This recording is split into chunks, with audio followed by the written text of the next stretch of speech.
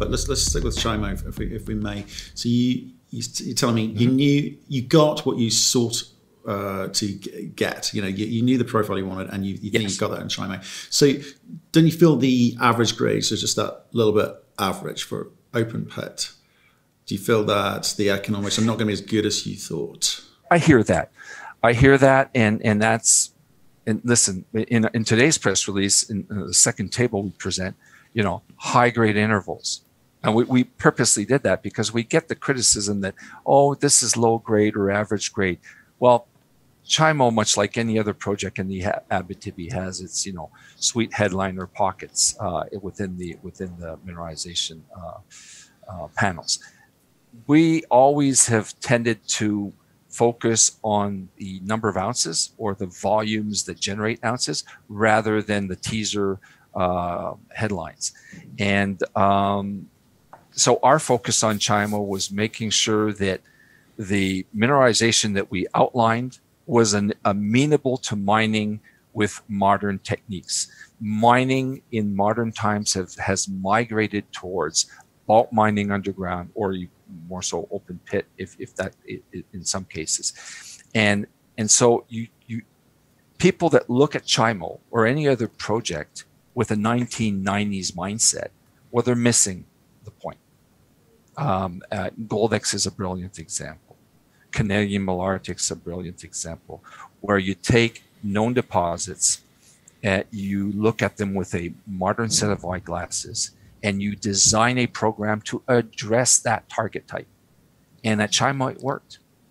And so that's why crucial components of our third resource estimate is to come to an understanding of what is the appropriate cutoff grade for the Chimo type mineralization, and run various simulations and scenarios. And what I forgot to mention in the previous part of the interview is that throughout the past 4 months or 6 months, we've stumbled on what I would call technical discoveries, where discussing with the resource estimate people and the engineers, they've brought to our attention some technical advantages to the Chimo mineralization infrastructure and Like what? Tell me about it. I'm excited. I want to know. So talk to me more about the engineering, because that's a big part of the last 4 months for you. You've been looking at it from a number of bases. So what are they able to tell you? What are you able to tell us about the way that this could be processed? So if people are 1990s myopic, but at Chimo, no, indeed, when engineers and resource estimate people look at a deposit, they don't look at it from an exploration geologist standpoint, right? So they look at this and they say, well, why don't you lower your cutoff? Without any additional drilling, you're generating a lot more ounces. But the engineers will look at this and say, oh, hold on, can I wrap wireframes around this? Can I actually come up with a stope design? And so it's a lot of back and forth work with the geological team, the resource estimate team, and the engineering team. And then in the process, right, you get these eureka moments, and when you math it out, when you go to the drawing board, that's what I call technical advantages or technical discoveries that are made that aren't through the drill bit, but through an understanding and a mapping out of the various scenarios. For instance, at Chimo, we know that ore sorting works.